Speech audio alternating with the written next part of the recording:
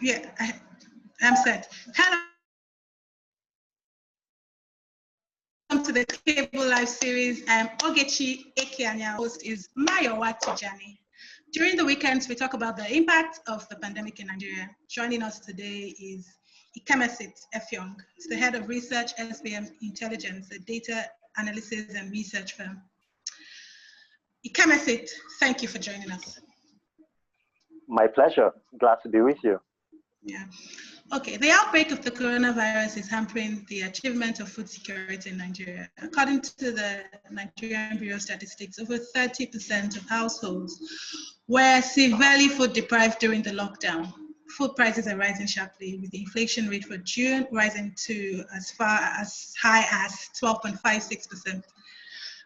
Ikemesit, to what extent can we say COVID is responsible for the 12.56 inflation that we witnessed in June, especially as prices have steadily gone up since August 2019 with the closure of the borders? Are there other factors, or is it just COVID? So it's beyond COVID, but COVID represents the single biggest risk for security in the country. We've had a situation where food prices have been on the rise since about 2016. My organization, SBM Intelligence, maintains a food prices index called the Jollof Index, and food prices have been on the rise ever since we started tracking the index. So COVID got us to a situation where by the end of June, right, food prices had risen 78% from Q2 2016. COVID represented the single biggest jump, right, in that mix. So when we released, from the time when we released our Q1 report at the end of March, so when we released our Q2 reports at the end of June, food prices had shot up by astronomical levels. The prices of certain foodstuffs shot up by a factor of more than 100%. You're thinking rice, which we consume very frequently. Gari was also a very impacted food item. So whichever way you look at it, there are systemic issues which impact food security in Nigeria, chief amongst which is the fact that most of Nigerian agriculture is still subsistence, as well as the fact that our infrastructural profile is still not up to scratch. We lose a lot of foodstuffs between the storage and the transportation stage. For crops like tomatoes, it's also half of what we harvest. And so they've been well documented reasons why over the past few decades, food security in Nigeria has been on the decline. But COVID-19 certainly represents a very, very important marker in ensuring that food prices have jumped significantly. Yeah. So for just the non-expert viewers who are watching right now, it's hard to explain the inflation rate, especially when we look at farmers and those in the agriculture sector complaining that there's been a fall in prices, food prices, due to the reduction in demand. Can we explain that narrative, that side of the divide, and how it plays out in the scheme of a 12.57 June inflation rate? Okay, all right. So simple economics demands that when you have a situation where supply is able to match demand, you are able to achieve what is called the price equilibrium. And so the optimal price of the product would be achieved when the level of demand is matched by the level of supply. What you've had in Nigeria, at least over the last 3 years, is that demand has consistently outstripped supply. And what we have historically done has been to import the difference, right, between local production and local demand, right? But what has happened over the life cycle of this current administration is that there has been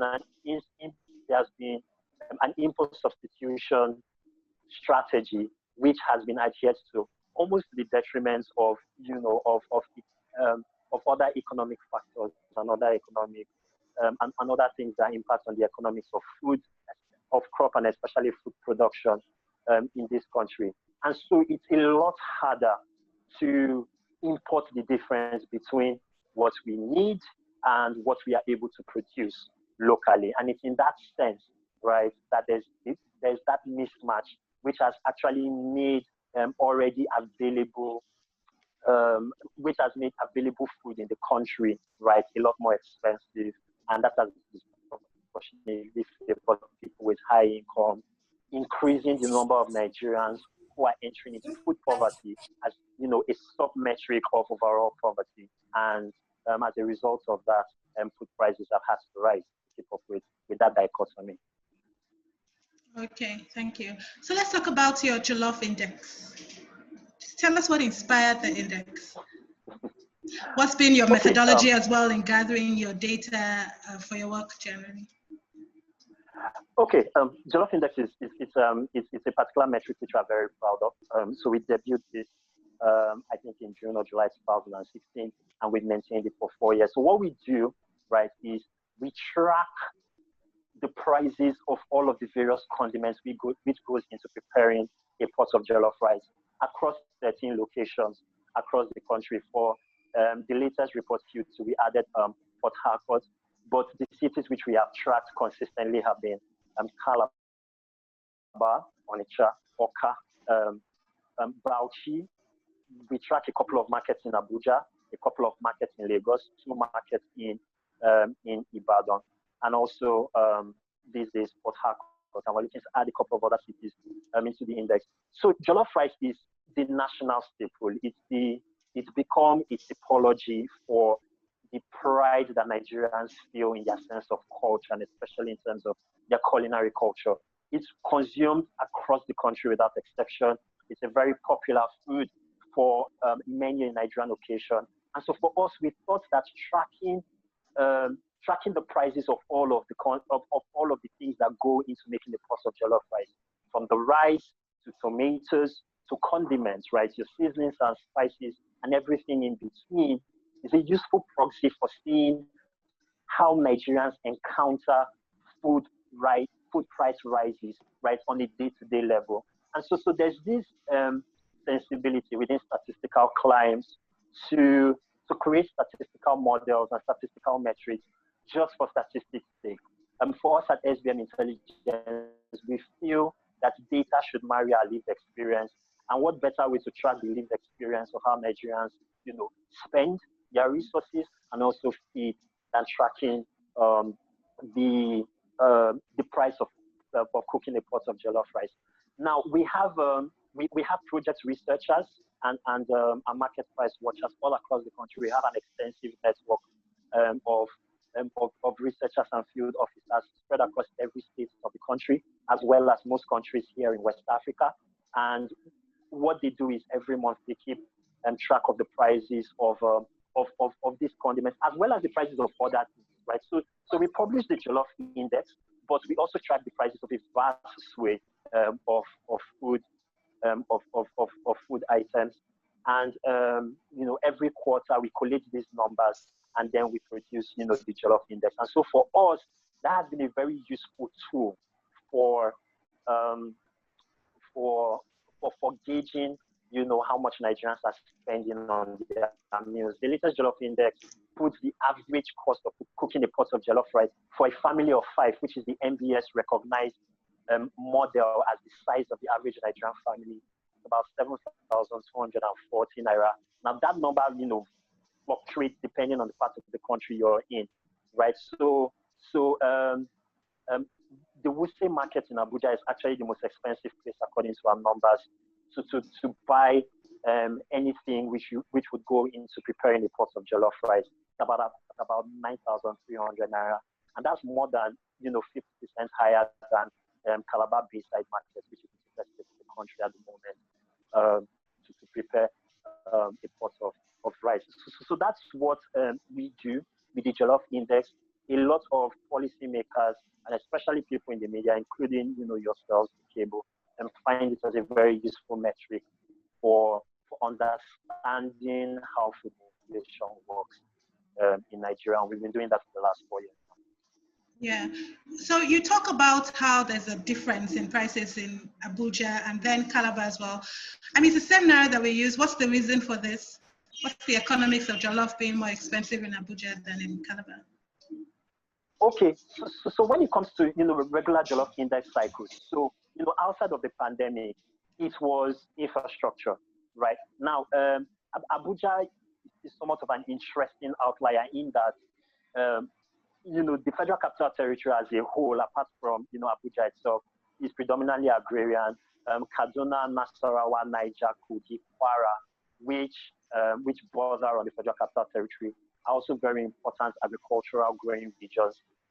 But the effects of the pastoral conflict in places like Kaduna and also the of Niger, Nasarawa, as well as wider insecurity in the region, if you're talking kidnapping, banditry, and the likes, has ensured that the prices of these things, by the time they get to the market in central Abuja, they are far more expensive than they ordinarily would be. Right now, with the current Jollof Index report, what we've seen in Q2 is that recall that Abuja was, along with Lagos and Ogun State, the first parts of the country that went into a form of lockdown, right, as a result of the advent of the pandemic here in Nigeria. And what we saw was an immediate breakdown of supply chains, and so a lot of the people were able to take food to the various markets in Abuja and also in Lagos, right, and also in parts and pockets of Ogun State, right, found it difficult to get those things to the market. And so that led to a very significant drop in the price of food items. Cross River hasn't gone into a lot. So Cross River has enforced a form of partial lockdown, right? But it's been so inefficiently managed that a lot of things can actually still come through. I'm currently in Uyo. I'm calling in from Uyo at the moment, and this is the farming season for a lot of things, but it's also the harvest season, especially for tomatoes. And so what you've seen in this part of the country, and especially in Cross River, is that there is still a vast, amount. There is still a significant availability of these things on the market. So that's the primary indicator of the current disparity in prices between Abuja and Cross River and also Akwa Ibom.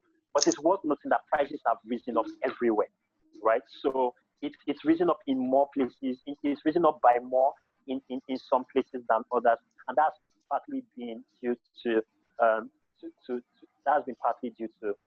lockdown. But all of the other significant and the more stable indicators of all of the other stable indicators which affect the prices of food, things like infrastructural, and things like the infrastructural deficit, and also situations like just how we grow and we store our food also have an impact. Okay, Maya, you have a question? Yes. So you spoke about the pastoral conflict in around the Federal Capital Territory. Now, I like to bring in a little picture here. So the National Bureau of Statistics says that about 89 million Nigerians are living in poverty, and of course, according to that particular report, the poverty line was set around 130-something thousand naira per year. So, with a pot of jollof at, say, the average of 7,200, I guess, with that, it means that a lot of families, like all these, actually, basically all of those families within that bracket, cannot afford to have a pot of jollof. Is that right? And what does that mean for security? Yes, you're absolutely correct, right? So we carried out a survey in 2019, right? SBM Intelligence that found that Nigerians on average spend more than 60% of their income on food. So Nigerians have an outside exposure to food inflation in the best of times. What you've seen with COVID-19 and also with all of those security situations, the pastoral conflict among them, as you've rightly pointed out, is that the food component of overall household spending in Nigeria has increased significantly over the years. And so every pot of food, every naira spent on a pot of food is naira that isn't spent on many other things, education, reinvestment into business, especially if you're a farmer, and the like. And all of that are contributing to this deep-seated social security problem which we have in Nigeria. The more people, find it hard to feed themselves and provide for their families, the likelier they are to lash out. And what you see when you look at the geographic spread of the major insecurity situations in the country is that there's a strong correlation to all of our major agricultural producing regions. That is very telling in our estimation. And that's something that policymakers need to take note of. In our latest Jollof Index, we made the point that ensuring food security should be a core strategy of any government effort, not only at reopening the economy, but also at diversification and ensuring that Nigerians are able to generate a decent income for themselves. And so you're absolutely right. Food security in part is feeding into the social insecurity we're seeing in parts of the country. And that is also leading to a lot of food insecurity, which also feeds, right back into that insecurity. So you have a very, very deadly catch-22 situation, which is going on in parts of the country as a result of the breakdown in the prices of food, and also, a tantamount and a correlated breakdown in the social fabric of those places. Okay, so in doing your report and coming up with the Jollof Index, what have been your observations, especially, if you look at before COVID and now, COVID era? What are the patterns, what are the trends? Okay, so I've already spoken about two of them, which could be food prices have been rising everywhere, right? And that has been a challenge, right? Considering that we spend most of our resources on food, also that we are spending a lot more of our income on buying, and procuring those food items. So there's been a huge correlation between the prices of things, and especially with food, the amount of money that we spend on them. That is true across the country. Like I pointed out earlier, it's been growing in different parts of the country for different reasons. And also for us, it was interesting that every Nigerian seems to spend the same proportion of resources on food, right? That's very telling to our minds. You can't have a situation where people are spending more than half of their resources on one line item and think that you can grow the other parts of the economy. It's why services has been stagnated, right, over the last couple of years, because we're spending much of our money on agriculture, for the proceeds of agriculture, as it were. So that has been an important observation for us. We've also noticed that food insecurity is rising at a faster rate in the north than in the south. That has important implications for us as a country, considering that we grow much of our food in the north, right? So that's been an interesting thing to note for us. And also, you think about the diversity of foods that we consume, right? If you are a middle class or upper income Nigerian, you can afford that kind of diversity. You can't if you're a lower income Nigerian. So it's either you have to stick to one of the local soups, or rice and both of those mixes. It's very hard for a lower income Nigerian to think about the idea of consuming potatoes, for example, right? As an alternative to what he ordinarily eats. That has important implications for the overall health and well-being of a significant proportion of Nigerians. When you look at the historical timeline of nutrition development, there's a strong correlation to the diversity of food that people consume. So you have a situation where a significant number of Nigerians are becoming increasingly malnourished, even if they can afford the astronomical prices of food currently in the country. So those are some of the things that stand out for us in our consistent preparation of the Jollof Index. I'm very curious, especially as you say that food is more expensive in the north where it's being produced. Why is it so? In your report, did you find the reason that this is so? Okay. So in our direct reporting of the Jollof Index, we do not necessarily highlight that fact, but in a lot of our reporting around Nigeria's security situation, it's very clear, like I said earlier to Mayowa, there's a strong correlation between the insecurity hotspots of the country. You think the insurgency in the northeast, the pastoral conflict in pockets of the northwest, and also in a significant part of the north central region. There's a strong correlation between those and the places where we primarily grow our food.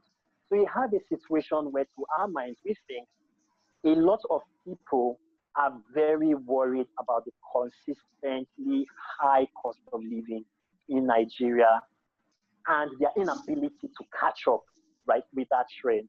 That has led to a host of disaffected elements trying to seek economic advantage through other means. So we had a kidnapping report that came out last month, for example, and that report showed that over the past decade, we spent about $18.3 million as a country in kidnap ransoms.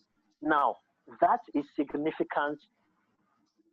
That is significant amount of, resources, and they're part of the country where kidnapping has risen up to, industrial levels of practice. And so those are people who could have been in services, or could have been in oil and gas, or could have been in agriculture, who don't see a viable alternative to making a decent living in those particular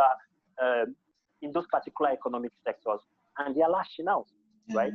You can draw a very strong line between the consistent underdevelopment in economic and human and capital resources in the northeast and the early beginnings of the insurgency in that part of the country. So whichever way you look at it, whichever way you think about the current issues that assail us as a country, food security is a necessary part of that conversation. And what we do with things like the Jollof Index is to highlight that correlation, so that that's not missing into the wider conversation around what we need to do to save and redeem our country. Okay. Myra?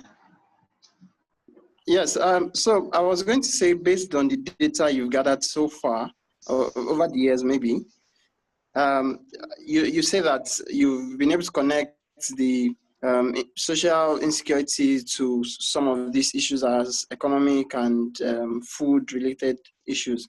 Now, based on data that you have at your disposal, where would you predict as the next spot for insecurity, high-level insecurity in Nigeria? Oh, that's a very interesting question.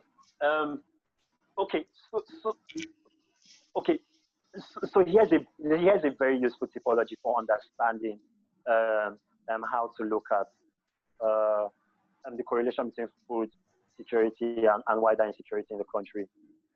There are no completely safe places and spaces in Nigeria. That's telling. Whichever way and wherever you go around the country, you'll find that there is a specific kind of economic anxiety which is feeding into the dominant brand of insecurity in that region. And so in large parts of the South, you've got kidnapping. And kidnapping is a very, very direct response to the economic anxiety that a lot of Southern Nigerians feel, right? In parts of the North, kidnapping is also a situation, right? But you also have,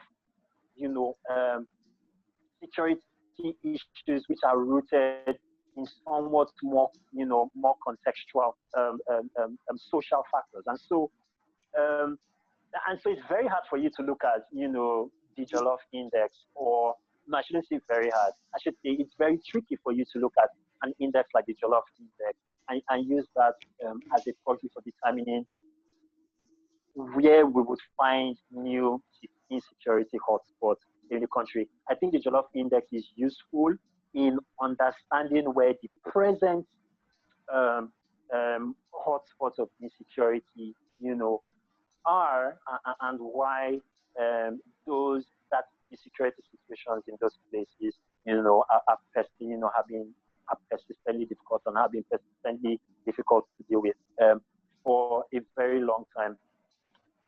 having said that, you'll probably notice from, from doing your day job aside from mine, that there's been a general reduction in the spate of high-profile security situations in the south and in the central parts of Nigeria. That's not to say that we are safer.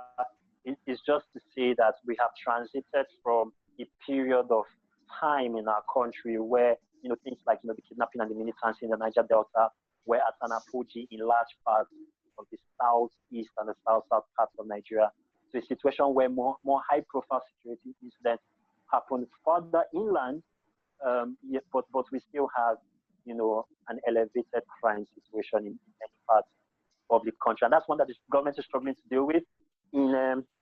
Also in 2016, we came out with a report that showed that the military was carrying out policing actions in the vast majority of Nigerian states. At the time, there were only 2 states that were exempt. Now it's only Kebbi that's exempt in 2020 as we speak. That's not a healthy prognosis from where we are headed to, right? In that sense, it would make sense for a lot of people who watch the overall Nigerian situation as part of what they do to look at things as, as food security, in order to understand some of the more granular factors which are affecting and fueling the rise of lots of insecurity in this country. Okay. So Nigeria's economy tanked into a recession in 2016 with the collapse of oil prices. And since then, we've literally been battling with the double-digit inflation rate. Were there policy mistakes that caused this double-digit inflation? What do you, from your own perspective, from where you're standing, do you think that there were policy mistakes that caused this double-digit inflation? And what could possibly have been done better? Okay, so I wouldn't say the policy missteps caused the current double-digit inflation environment we're in, but they certainly didn't help, right? And so let's go back to 2016. In 2016, you had a situation where we had run out of room in terms of how much we could spend as a country on the issues that matter, because the political patronage networks in this country run very deep, and we're exacting what was in effect a tax, on the living standards of every Nigerian. And so for every naira that was spent greasing the political relationship or creating one, that was one naira less that was available to actually deal with the bread and butter issues that every Nigerian faces. Inadequate healthcare, inefficient schooling, inefficient infrastructure spending on the whole. And we all know the litany of situations and problems that we have as a country. We certainly did not give ourselves the best shot of getting out of it by not doing things like scrapping off very inefficient subsidies. You think especially about the fuel subsidy that comes to mind. To be fair to some sections of the government authorities, these subsidies were politically popular, right? So you had the entire Occupy Nigeria situation, which essentially told the Goodluck Jonathan administration that if you toy with the fuel subsidy, you're going to get, mass protests. And that has been the case because almost every generation of Nigerians from 1966 down to the beginning of our return to a democracy in 1999 had been unwittingly and unconsciously ingrained with a socialist perspective when it comes to how the economy should be managed. And so what the military did to us for many decades, right, and this is still something that we still struggle with as a nation, is that they popularized the idea of using subsidies as a token to placate the masses, while graft and the hollowing out of institutions continued virtually unabated. And so we have a situation where, as a democracy now, our leaders are people who were either ex-military leaders or they were civilian leaders who, participated very enthusiastically in the military paradigm of governance that we had. And you're slowly having a generation of Nigerians who have more capitalist and more market-friendly mindsets coming into positions of authority. And you also have Nigerians who are on the outside who are beginning to make, some of those demands. And so we ran out of room in terms of how much oil could give, how much leverage, oil exports could give us as an economy, in order to prop up the very wicked setup that we had here. And so we tipped into a recession. What we should have done was get governments out of as many sectors of the economy as possible. The first thing government should have done is the National Assembly should have sat down and significantly reduced the exclusive legislative list. The federal government is too broke, too stressed, and and is seen as a very unfriendly actor in many parts of the country, that it does not make economic efficient sense for the federal government to provide power for us and build schools and ensure we have running water and ensure that the roads work and ensure that the lights are on. Government should have gotten out of all of that. Government shouldn't have gone into a mode where they scapegoated people who are rightly importing the resources we need to make up for our inability to produce these things, which is what we did in 2016 with the import substitution policy and with the FX bandits. We have maintained a form of that strategy since 2016. That has not allowed the economy to breathe. That has not made Nigeria any less attractive than even our African peers, which aren't very attractive to foreign investors as a default. We have perpetuated this quasi-socialist model of economic organization that prioritizes people who have access to the halls of power and disincentivizes everyone else from doing the things that we need to do to create opportunity for Nigerians. So did government policy cause us to tip into a recession? Somewhat, but not directly, right? The government policies ensure that we have ended up in this anemic growth environment where we haven't been able to do even 2%, 3%, growth over the last 4 years. Yes, government policy has. And some of the things that you hear from very important policymakers right now in a pandemic-ridden environment do not give us cause for comfort. So to think that earlier this week, the CBN came out and essentially and abrogated the processing of Form M, which is, the main document which you need if you need to import anything into the country, right? By commercial banks. And the ostensible reason that the CBN gave for that is it wants to encourage local production. We crunched the data, we looked at the numbers, and we found out that the only time maize importation gets ramped up in Nigeria, at least for maize, is when we have a shortfall in production in the country. Now, maize farmers, like many farmers, right, in many other subsectors of agriculture in Nigeria, have been dealing with a very, very unfriendly environment for them to do their work and their business, right? Maize farmers were not an exception, right? Why was maize singled out as the scapegoat? Especially considering that since we became an independent country in 1960, we've always been good at producing maize. We've not been good at producing many other things, rice being the chief one and the most politically dicey one, but maize hasn't necessarily been in that category.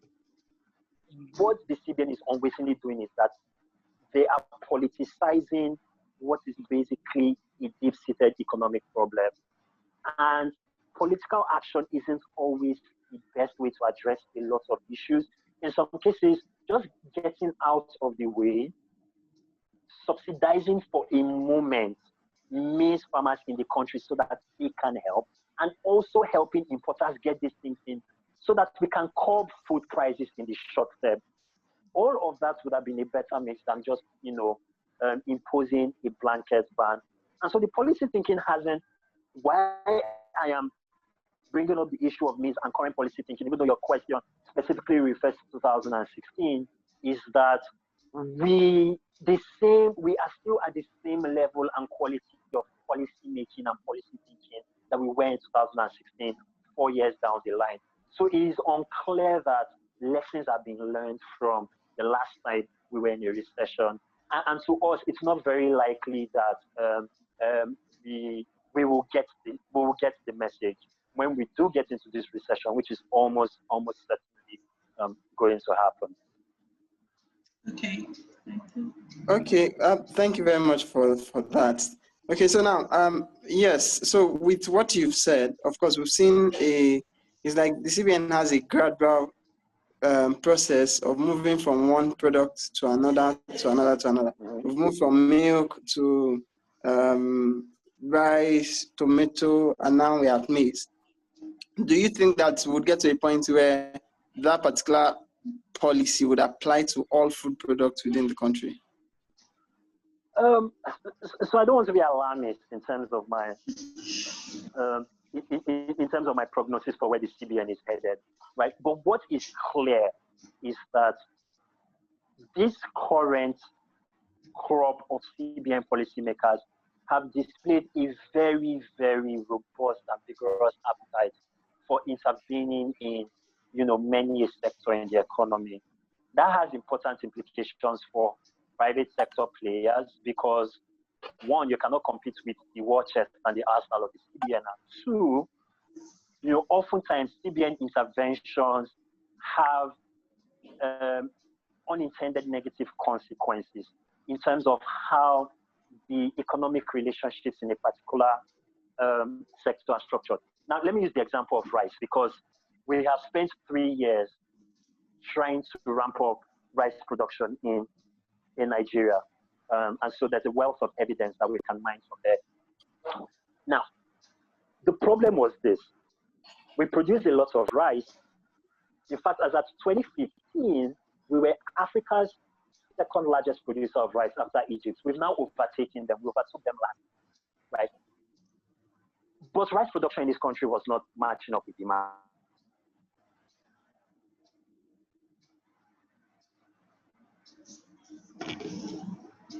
Right, there was margin in terms of production vis-a-vis consumption in the country. We had always filled that up by importing. We were also so we were in this very interesting situation where we were one of Africa's largest producers of rice.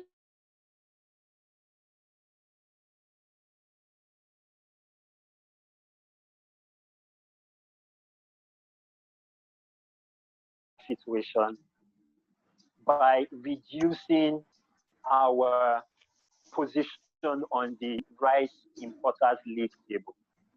Right. What happened when that took place? Benin, which is our neighbor to the west, and Cameroon, which is our neighbor to the east, went from importing virtually no rice, in fact, because we were exporting rice to them, to becoming amongst the top 5 rice importers, right, in the world. And I don't know if it was the case that we suddenly had a surge in the population of Beninois and Cameroonians. If anyone has any indication that that was the case, please let me know. What accounted for this sudden surge in the importation of rice by our neighbors? Very simple. We accounted for that, right? And so, I'm from Akwa Ibom State. I'm currently in Akwa Ibom State now. From my vantage point, when I hear policymakers say things like, we have become self-sufficient in rice production and Nigerian and locally produced rice is available everywhere, it rings hollow because I see imported rice everywhere I turn in Uyo as I'm speaking to you right now. So the CBN in intervening in rice and also intervening in things like fertilizer production and also in other crops, both food and cash crops, has unwittingly warped the economic dynamics within those sectors. If everybody knows that the CBN will throw money at a problem, it does not necessarily incentivize them to produce. It might sound somewhat contradictory, right? But it is the case that a lot of business people in Nigeria have a more grounded understanding of economic fundamentals than some of our policymakers appear to have. And so even when you add the additional margin of, paying import duties at Cotonou or at Douala, if you're a Nigerian importer, if you're still competitive vis-a-vis local rice, because the policy isn't shaped right, infrastructure is poor, storage is, it's at its bare minimum, you're still competitive, people will keep importing rice. It's what has happened with fuel, for example, and this is away from the CBN and away from food. It's also, what you see in our fuel subsidy and policy thinking. So you had a situation where even with the government supporting, fuel product importers, Nigeria is still the cheapest place in West Africa, and one of the cheapest places in Africa to buy, a liter of fuel. It's still less than, I think it's still less than $1. It's about 40 to 60 cents, depending on what the exchange rate is at the prevailing point in time. Why are you supporting people who are likely to? This is like for all of our neighbors, with the exception of Benin, it's over $1 for a liter of fuel. What the government has consistently done for decades now with supporting fuel consumption in Nigeria is that we have been subsidizing importers to bring fuel to Nigeria, to send to Cameroon, Niger, and Benin Republic, where they can get higher returns, right? So those are sort of like the two major examples of how government intervention can have, a host of unintended and unbeneficial or non-beneficial negative consequences. So to me, to my mind, back to your question, the CBN looks like it is likely to intervene in a few more sectors in the economy if those sectors are, one, politically sensitive to manage, and two, if the fundamentals in those sectors in the very short term, take a turn for the worse. So it'll be important to see. We've gone from fuel to power to rice to maize. We have a few sectors and subsectors still enough for the CBN to subsidize at this rate and this behavior. Okay, so we will just talk about your report, Jollof Index. It notes the flawed policies that haven't made things better. So what, in your estimation, are the policy choices that have been detrimental to Nigeria's economic recovery? Okay, that's in the context of the Jollof Index, you mean? Yeah, yes, exactly. Okay, all right. I think the major one is this. We have our policy making with respect to how to create a more efficient agricultural sector is firmly rooted in the 19th century. As a matter of fact, if a British colonial policymaker from the 1930s or the 1940s, right, or even from the early 1900s, if we're in places like Niger Delta or Lagos, picks up a policy document of the CBN or the Federal Ministry of Agriculture or Finance, or even the COVID-19 strategy, which was unveiled in May by the government, it will look very familiar to them, I think. It will look very familiar to them. First and foremost is, we think of agriculture solely in terms of production and consumption. We miss distribution, right? In almost every conversation you see about how to, about agricultural renewal in Nigeria, everyone, for some reason, thinks that referring to the groundnut pyramids in Kano is a very, very good idea, right? There was a reason those groundnut pyramids disappeared, right? And it was simple economy, right? There were more efficient ways to store these things. And so when you have a policy thinking that pays more fidelity to the past than to where the future is, the UN Population Agency said we could have as many as 720 million Nigerians by 2100, right? We would overtake every other country. We will go from the 9th most populous country in the world right now to being the 3rd. Only India and China will have more people than Nigeria.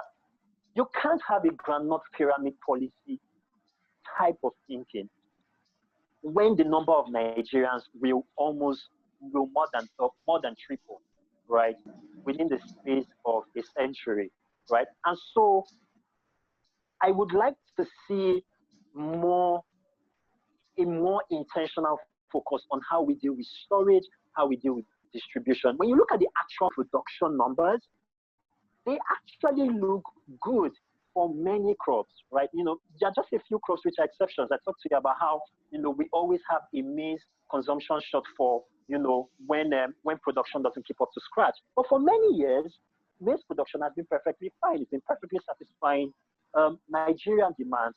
And so there has to be a thinking around agriculture which is more holistic. I would also like to see more conversations around modernization and mechanization, right?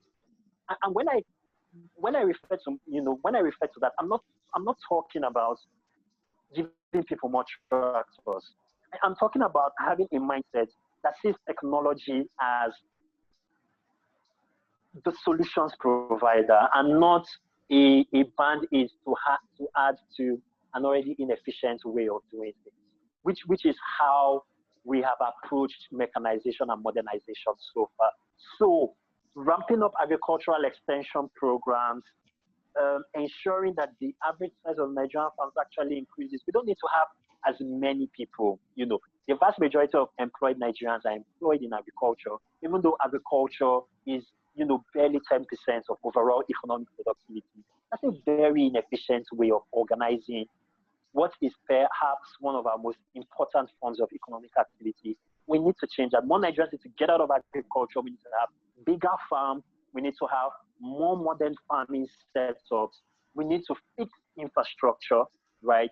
It's a situation where a flour made in Kaduna costs more in Lagos than flowers made in Rotterdam or exported through Rotterdam, the Netherlands, is a recipe for carnage, right? And the kind of middling performance that we have seen in Nigerian agriculture. So those are some of the policy failings. And you know, I know I railed about the CBN's strategy in terms of how it organizes interventions in agriculture, but we need to put more money into agriculture. Agriculture has to make sense from an economic perspective for Nigerians to participate in it. Right now, if you're a Nigerian farmer, the chances are you are in the lower you are a lower income Nigerian, you are in the lower income demographic, right? The number of Nigerian farmers who are, you know, who have incomes matching, you know, even blue collar workers, you know, in some cheap and affordable secondary and tertiary Nigerian cities, is not so. It's those numbers, you know, give you pause. You know, there are reasons to be really despondent about where we are as a people. So those are some of the things that I would like to see, you know, happen when we are talking and designing and implementing agricultural policy that we haven't seen so far. Okay, so we have one question from Ibrahim Mansour, and he wants to find out if CBN made the right decision to what's that? If the CBN made the right, to peg the dollar, to peg the naira to the dollar at 380 naira to the dollar. That's a very good question. Thanks very much for that question, Ibrahim. I have a problem with pegs as a general rule because I was talking about this just yesterday on a television program. When you look at efficiently run economies, one of the things that you see is a distinct absence of multiple rates, fixed, you know, rates, and the management of foreign exchange. Now, there are people who have made the argument that the Nigerian economy is not developed enough to be able to handle wild swings, right, in the value, in the official value of the naira. My response to them is the Nigerian economy is already dealing with wild swings in the value of the naira. We're just doing it at the black market. And the vast majority of Nigerians who are purchasing dollars for a very long time have been purchasing it on the black market. So except the rates are, at a sufficiently low number, or you are a politically connected person, then you have access to forex at something resembling official rates. I would like to see the CBN further more about the everyday living conditions of Nigerians than what the value of the naira is, right? So the average Nigerian's exposure to food inflation is far more potent, far more immediate, and far larger than our exposure to movements in the value of the naira. So why are we obsessed about where the fair value of the naira is? Does it mean we do not trust that the market can answer that question about what the fair value of our currency is? A liquid and really traded currency is a very important barometer of the health, of the overall health of an economy. The fact that we have to manage things speaks to some of the important deficits that we have in the wider economy. And so for me, 380 is a better indication of where the naira really is now with respect to 360, 365, but it's nowhere near what the black market seems, right? And if people think, if enough people think that the naira's value is something close to 400 or above 400, maybe we should address what those, what the concerns that are feeding into the naira value are, rather than manage, the value of the currency. There are many Nigerians who will never need to buy a dollar, right? They might buy products which are imported or have important inputs imported using US dollars. Yeah, but most of us are not bothered about that per se, right? Yeah, but if you school abroad, if you shuttle between Nigeria and North America or Western Europe, right? Or if you have business interests abroad, that's a concern for you. And I think for me, that particular segment of Nigerians have had their interests prioritized to the detriment of the vast majority of us, and that's problematic, right? Yeah. So the CBN shall allow the naira be. Okay. Thank you so much, Ikemesit Effiong, Head of Research, SBM Intelligence. It was great to have you on our show. So thank you for joining.